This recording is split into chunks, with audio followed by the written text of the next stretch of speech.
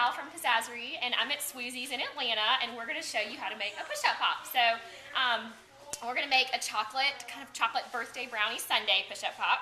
And the first thing that you need, obviously, are your containers, and there's a list in the back of the book on places to find them, but you can find them at shopsweetlulu.com, amazon.com, etsy.com, places like that.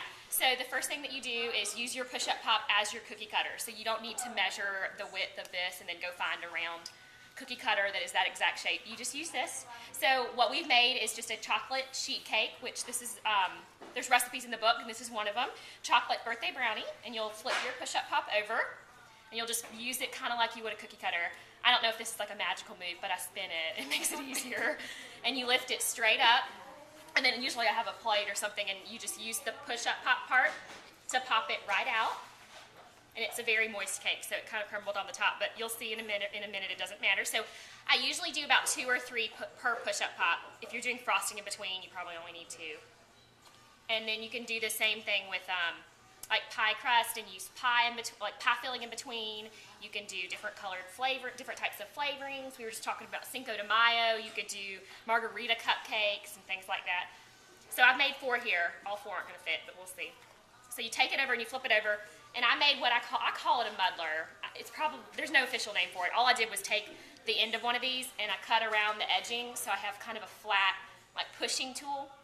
So you'll take one of your little, I don't know what you want to call it, little chocolate rounds, put it on there, take your muddler, is what I call it, push down, and it's going to go straight down. And because it's really fresh cake, that the little top piece came off. And some people will put frosting between the layers. You can do that too. For this one, I'm just going to put straight layers. Really easy. So we'll put more. So this one's, because it's thick, I'm only going to do 2. And then Ready Wet on top is easy if you're doing like a quick party, but obviously I would make this last minute. But frosting, you can make it ahead of time, and you can even put these in the refrigerator. And like my freezer has little rows, and these sit perfectly right down in them, especially if you're making frozen ones. So there's recipes in the book for Bellini, or there's a champagne freeze, or margarita. So you put a little Ready Whip on top, and then you can do whatever you want. So I think sprinkles are the most fun. So let's do those.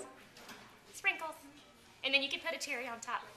That might have to fold over for the top. And the great thing about these is that, especially if you have children and you take them to a party and they come home with half a cupcake that spills in your car on the way home and it's a total disaster, these are easy because you can just put the top on and finish it later if you want, or something like that. So I always think decorating things is really fun. So add a ribbon, add a sticker, let the kids decorate them, you can decorate them. What are other ways besides stickers and ribbon that we have done? Where's my mother go? Stickers and ribbon. Stickers and ribbon, and you can put little round labels on top if it matches. You can put a little monogram on it or something like that. Soccer balls, like little bitty soccer balls and little bitty footballs, you can. Yeah, sometimes you can find at the party stores. You can find candles in different shapes, like little footballs. So stick one of those down in there, and then you're all set. And a lot of people have asked, how do you can't lay them over? You can, but how do you display them? So there's ideas in the book, but one of the easiest, honestly, is just to here, hand me that. What we did was went to a store and got all one color M&M, and then we just filled it. It doesn't have to be all one color M&M. You can put whatever you want in there, even candies, marbles, ice, for instance. One of the recipes for margaritas or Bellini or any of the ice cream ones, just fill it with ice. And this is from Michael's. This is just a big round margarita glass. You can use anything. You can use galvanized tubs. You can put pretty much anything that's big and wide and open.